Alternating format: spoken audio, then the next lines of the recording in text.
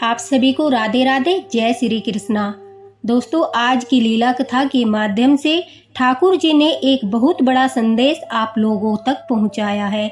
देखिए, लड्डू गोपाल की सेवा मिलना कोई हंसी खेल नहीं है। कुछ लोग समझते हैं कि हम लड्डू गोपाल को जब चाहे खरीद कर ला सकते हैं, लेकिन देख लेना, अगर लड्डू गोपाल को आपसे सेवा नहीं लेनी, आप कितनी भी कोशिश कर लीजिए, आप कितने भी प्रोग्राम बना लीजिए उन्हें घर लाने के लिए, वो नहीं आएंगे। कोई न कोई अड़चन आती रहेगी, कोई न कोई बाधा उत्पन्न होती रहेगी। जब उनकी मर्जी होगी और वो आपको इस काबिल समझेंगे कि हाँ, अब यह मेरी सेवा करने योग्य है, इसके अंदर भाव है, और आपका कोई पुण्य कर्म होता है जिसके बदले ठाकुर जी आपको एक अवसर देते हैं।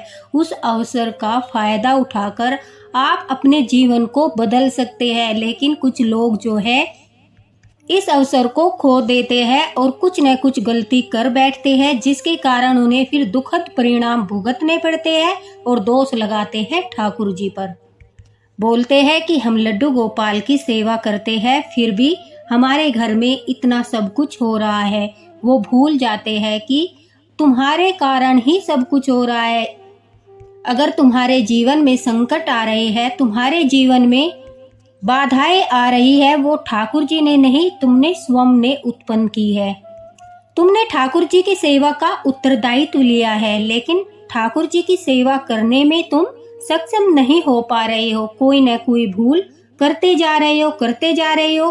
फिर ठाकुर जी क्या करे, वो भी तुम्हें मार्गदर्शन करते करते थक जाते हैं, और उसके बाद जब भी तुम अपनी भूल में सुधार नहीं करते, उसके बाद ठाकुर जी जो है अपने विग्रह को छोड़कर अपने धाम को प्रस्थान कर जाते हैं। अब जब वो वहां से चले जाते हैं तो फिर परेशानियां ही परेशानियां हमें घेर लेती है। यही कारण होता है फिर हमें बुरी चीजों का, अपने जीवन में दुखों का सामना करना पड़ता है। तो चलिए सुनाते हैं आज की यह लीला कथा, जिसके माध्यम से आपको बहुत बड़ी जानकारी मिलने वाली है। आज की यह लीला कथा जयपुर से एक माँ जी ने हमारे साथ शेयर की है।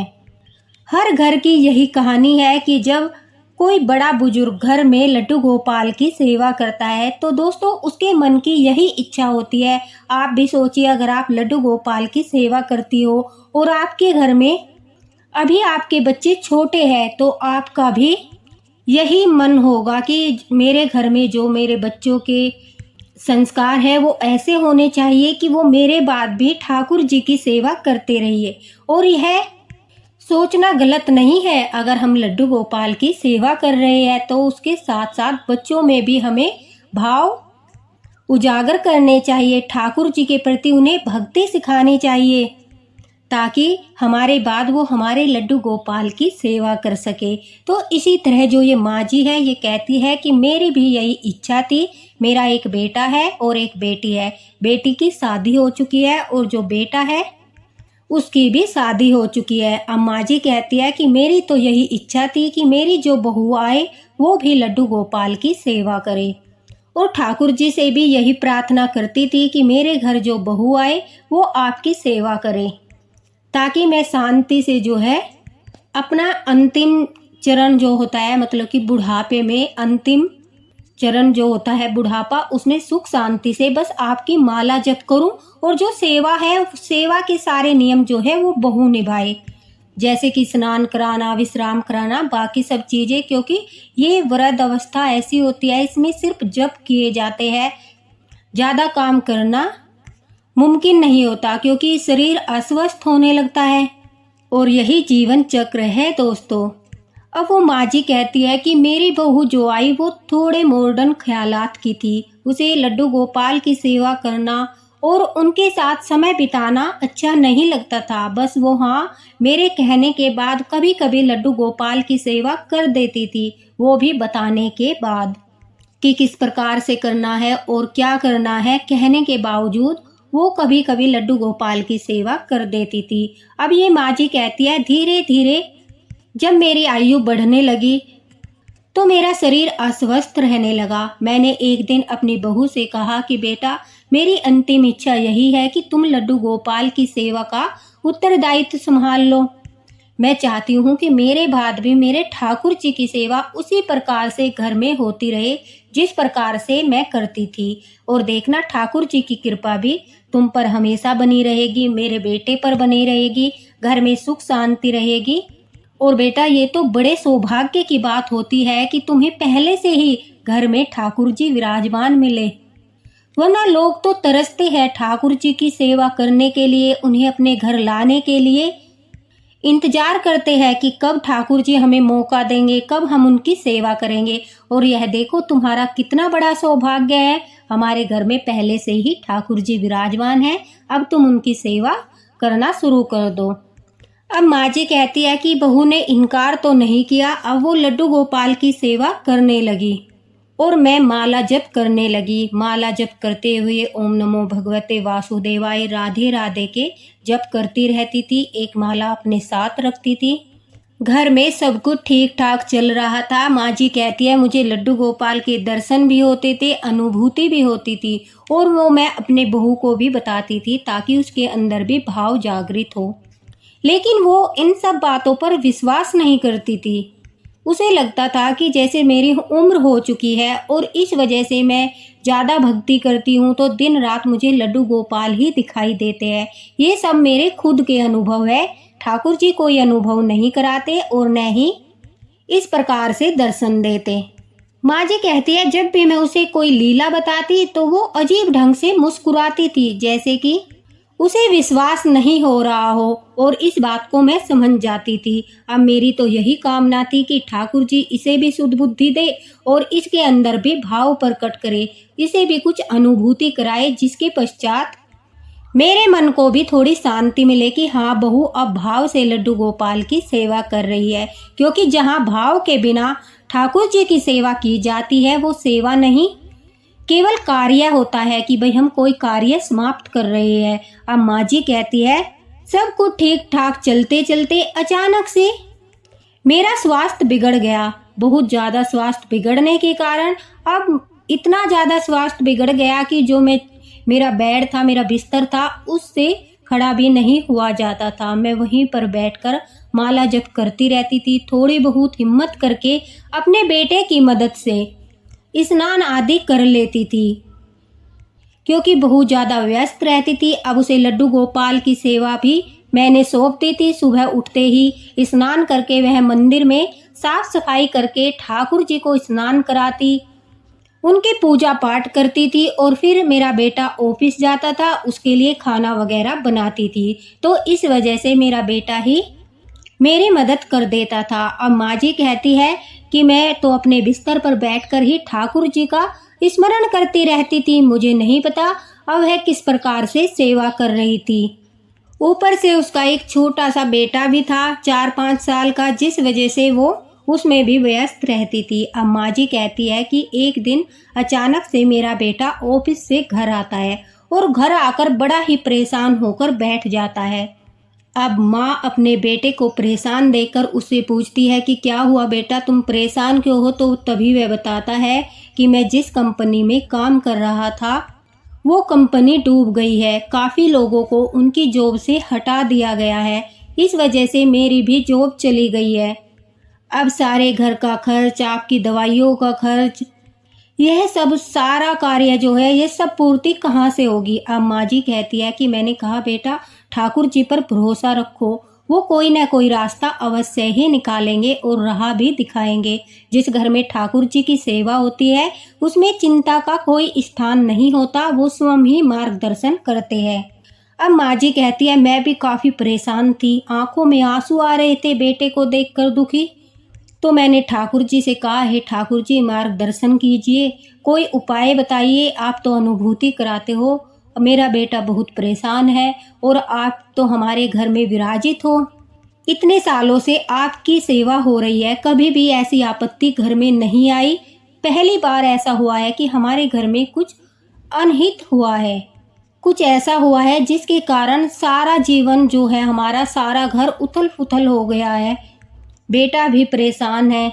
अब माँ जी कहती है कि मैं काफ़ी परेशान थी, लेकिन उसके बावजूद भी ठाकुर जी ने न तो अनुभूति कराई, न सौपन में दर्शन दिए और यह पहली बार हुआ था, क्योंकि जब भी मैं परेशान होती थी, ठाकुर जी से प्रार्थना करती थी, तो वो मार्गदर्शन करते थे और हमेशा अनुभूति भी कराते थे। यह पहली बार था कि जब ठाकुर जी के न तो दर्शन हुए, न ही कोई अनुभूति हुई। अब माँ जी कहती है, मैं तो तुरंत से भाप गई कि बहू से कोई ना कोई गलती अवश्य हुई है, जिसके कारण ठाकुर जी जो है अपनी कृपा नहीं बरसा रहे हैं। वो अपने भक्तों से नाराज नहीं होते, लेकिन अगर हम गलती कर रहे हैं तो हमें उसका एहसास अवश्य कराते हैं। अब माँ जी कहती है, मैंने बहू से पूछा कि बहू, तू पूजा तो अच्छे से कर रही है ना, ठाकुर जी की सेवा में कोई कमी तो नहीं रह गई? अब बहू एकदम से गुस्से में आकर तिल मिलाकर माँ जी को कहती है कि आपने जैसे बताया मैं ऐसे ही पूजा करती हूँ, मैंने कोई कमी नहीं छोड़ी। ऊपर से आप भी मुझे सारा दिन टोकती रहती हो कि लड्डू गोपाल का ये कर दो, लड्डू गोपाल का वो कर दो। अरे जब तुमने मुझे जिम्मेदारी सौंप ही दी है तो फिर बार बार टोकने की क्या आवश्यकता है? मैं अपने हिसाब से उनकी सेवा कर लूंगी। और जो ये आप बार बार बताती रहती हो, ये मत करो वो मत करो, ये सब आपके खुद के वहम है, खुद के नियम है। ऐसा कुछ नहीं होता। ठाकुर जी की सेवा सभी लोग करते हैं, लेकिन आपकी तरह इतना पाखंड नहीं करते। इस तरह की बातें सुनकर माँ जी जो है वो काफी दुखी हुई कि किस तरह से बातें कर रही है। तो वह कहती है, मैंने बहू को टोकना छोड़ दिया, लेकिन ये अगले दिन जो है मुझे बेचैनी होती रही कि आखिर बात क्या है। जो बहू है वो ठाकुर जी की सेवा करती है और उसके अंदर इतना गुस्सा भरा है, जबकि ठाकुर जी की जब सेवा करते हैं तो मन निर्मल हो जाता है, साथ ही साथ घर में शांति का माहौल रहता है। सब कुछ उल्टा फुल्टा हो रहा है, घर में झगड़े हो रहे हैं, बेटे की नौकरी चली गई और जो मेरा पोता था उसकी भी तबीयत खराब चल रही थी। तो माँ जी कहती है, जैसे ही मैं धीरे धीरे मंदिर की ओर अपनी छड़ी लेकर जाने लगी तो अचानक से बहू के चिल्लाने की आवाज आई। जब मैं वहां पहुंची तो मेरा जो बेटा था वो भी अपने बेटे को गोदी में लेकर खड़ा था और उसके हाथ में चोट लगी थी। मुझे देखते ही माँ जी कहती है कि बहू एकदम से चिल्ला पड़ी और कहा कि देखिए क्या किया है आपके लड्डू गोपाल ने, इनसे आपके पोते की रक्षा तो होती नहीं और आप कहती हो कि यह विराजित है, इनमें प्राण है, ये सब कुछ देखते हैं, इनको सब पता है, अनुभूति कराते हैं। अगर इनमें प्राण है, ये अनुभूति कराते हैं, ये तो एक छोटे से बच्चे की रक्षा नहीं कर पाए, फिर हमारी रक्षा किस प्रकार करेंगे? और माँ जी यह सब आपका वहम है, यह एक सिर्फ मूर्ति है और इसे मूर्ति ही रहने दीजिए। इस मूर्ति को लेकर आप स्वयं भी परेशान रहती हो और सारा दिन मुझे भी परेशान करती हो। देखिए किस तरह से मेरे बेटे को चोट लग गई, वो तो यहाँ इनके पास खेलते खेलते आया था और इनके सामने जो प्रसाद चढ़ा है, बच्चा है, उसे देखकर उठाने लगा, लेकिन देखिए तुरंत से गिर गया, उसका हाथ टूट गया। कैसे भगवान है आपके जो बच्चे की रक्षा भी नहीं कर पाए? ऐसा बोलकर जो बहू है वो मंदिर से बाहर चली गई। माँ जी कहती है कि मेरी आंखों में आंसू आ गए कि यह सब क्या हो रहा है ठाकुर जी, कुछ समझ नहीं आ रहा है, मार्गदर्शन कीजिए। तभी अचानक से जो माँ जी है वो कहती है, मेरी नजर जमीन पर गई, वहां चारों तरफ जो है ठाकुर जी के फूल ही फूल पड़े थे, सूखे हुए फूल। बेटा बहू जो खड़े थे वो भी उन फूलों पर ही खड़े थे और मेरा पैर भी फूलों पर आ रहा था। अब यह देखते ही मुझे एकदम से ज्ञात हुआ कि अरे बहू तो बहुत बड़ा अनर्थ कर रही है, वह फूलों को इस तरह से फेंक देती है। दोस्तों जो ठाकुर जी की पूजा के फूल होते हैं, वो फूल कोई साधारण फूल पत्ती नहीं होती, बल्कि ठाकुर जी का आशीर्वाद होता है। जिस प्रकार से उनका चरणामृत प्रसाद होता है, फूल भी उनका प्रसाद होता है। उन फूलों को अपनी तिजोरी में रखना चाहिए और जब वो सूख जाए उन्हें या तो आप खाद के रूप में इस्तेमाल कर सकते हैं या फिर कोई ऐसा पात्र बना लीजिए, कोई थैला बना लीजिए, उसमें फूल इकट्ठे कर देते रहिएगा और जब फूल सूख जाए उसके बाद सारे फूलों को आप किसी चलते पानी में विसर्जित कर सकते हो। अगर आप ऐसा करने में सक्षम नहीं हो तो आप अपने घर के पौधों में उन्हें खाद के रूप में डाल सकते हो। और अगर आपके आसपास कहीं पर कच्ची जमीन है, जैसे गांव वगैरह में खेत वगैरह होते हैं, कच्ची जमीनें होती है, तो आप उन सूखे हुए फूलों को खेतों में भी डाल सकते हो, उस सूखी जमीन में हल्का सा गड्ढा खोदकर वहां भी विसर्जित कर सकते हो। लेकिन ठाकुर जी के फूलों को इस तरह से नहीं फेंकना चाहिए, वो उनके फूलों का अपमान होता है। आपने देखा होगा जब कभी हम सच्चे मन से प्रार्थना करते हैं और बहुत दुखी होते हैं और ठाकुर जी के चरणों में फूल चढ़े रहते हैं, और जब हम ठाकुर जी को पुकारते हैं तो अचानक से कोई एक फूल गिरकर हमारी झोली में गिर जाता है या हमारे पास गिर जाता है, तो हम तुरंत से उसे उठा लेते हैं और कहते हैं अरे ठाकुर जी ने तो संकेत दे दिया, उन्होंने हमारी प्रार्थना सुन ली, उन्होंने हमारा जो है दुख दूर करने के लिए इशारा किया है, अब हमारे सब दुख दूर हो जाएंगे। और बड़े प्रेम से उस फूल को उठाकर हम अपनी तिजोरी में रख लेते हैं। तो यह तो आपका सौभाग्य है कि रोज रोज आपको ठाकुर जी के द्वारा उनके चरणों में चढ़े हुए पुष्प मिल रहे हैं। कुछ लोग क्या करते हैं, जब फूल सूख जाते हैं अगले दिन उन्हें उठाकर या तो डस्टबिन में डाल देते हैं या इधर उधर फेंक देते हैं या फिर कहीं दीवार पर रख देते हैं कि सूख जाएंगे, खुद ही हवा में उड़ जाएंगे। तो यह गलती बिल्कुल भी आप मत कीजिए, यह ठाकुर जी के प्रसाद का अपमान होता है। देखिए, हम किसी धाम पर जाते हैं और वहाँ पर जैसे बिहारी जी के मंदिर में जाते हैं, वहाँ पर जो पुजारी होते हैं वो बिहारी जी के चरणों में चढ़ी हुई मालाओं को इस प्रकार से भक्तों पर फेंकते हैं कि किसी के हाथों में वो माला लगती है और किसी के हाथों में माला नहीं लगती। लेकिन इतनी भीड़ होती है कि फूल टूटकर नीचे गिर जाते हैं, तो वहां पर उपस्थित लोग जो है इतनी भीड़ में भी बड़े मान सम्मान के साथ जो फूल नीचे गिरता है उसे उठा लेते हैं और कहते हैं चलो हमें ठाकुर जी की माला तो नहीं मिली, लेकिन उनके प्रसाद के रूप में उनकी माला का एक फूल तो अवश्य ही मिल गया। और यही भक्ति भाव जो है बिहारी जी का मन जीत लेता है। इतनी भीड़ में भी अपने उस भक्त को देखते हैं भगवान, जिसे सिर्फ मात्र माला का एक छोटा सा फूल मिला। वो देखते हैं कि देखो उसके अंदर कितना श्रद्धा भाव है, कितना प्रेम है, इतनी भीड़ में भी इसने मेरा एक फूल उठाया। और काफ़ी लोग होते हैं सोचते हैं अरे फूल गिर गए तो क्या है, उन पे पैर रख के चले जाएंगे, कोई मान सम्मान नहीं करेंगे, बस उन्हें जो होड़ रहती है वो माला पकड़ने की रहती है। तो अम्मा जी तो समझ गई थी, उन्होंने तुरंत से जाकर बहू को कहा कि बहू क्या तू रोज ही ठाकुर जी के फूल इस तरह से जमीन पर डालती है? और वह कहती है कि क्या हुआ माँ जी, फिर से आपको बहाना मिल गया। हाँ, मैं जब मंदिर की सफाई करती हूँ तो मैं तो झाड़ू के साथ फूलों को डस्टबिन में डाल देती हूँ और एक दो फूल अगर वहाँ गिर जाता है तो अगले दिन झाड़ू में लगा देती हूँ। इसमें कौन सी बड़ी बात होगी? कौन सा ठाकुर जी को ताज़ा फूल चढ़ाते हैं, सूखा फूल नहीं चढ़ाते। अब बहू को जो है बड़े ही प्यार से माँ जी कहती है मैंने अपने बेटे के सामने ही बैठा कर समझाया कि जो ये सब कुछ हमारे घर में हो रहा है वो इसी कारण से हो रहा है कि इतने सालों के बाद ठाकुर जी के प्रसाद का अपमान हो रहा है।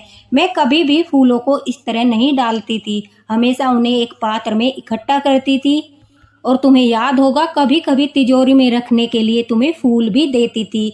तो बहू कहती है माँ जी मैं तो वो फूल भी सूख जाने के बाद डस्टबिन में डाल देती थी। अब माँ जी कहती है मैंने कहा तभी तो बेटे की नौकरी चली गई, घर में लड़ाई झगड़े हो रहे हैं और देख तेरे बेटे को भी चोट लग गई, लगता है ठाकुर जी नाराज होकर चले गए। जहाँ उनका मान सम्मान नहीं होता, उनके प्रसाद का इस तरह से अनादर होता है, तो वो भला उस घर में क्यों रुकेंगे? वो ऐसे घर में बिल्कुल नहीं रुकते जहाँ पर उनका मान सम्मान होता है, उनके प्रसाद का सम्मान होता है, व्यक्तियों के अंदर उनके प्रति भाव होते हैं, ठाकुर जी भी वहीं पर रुकते हैं।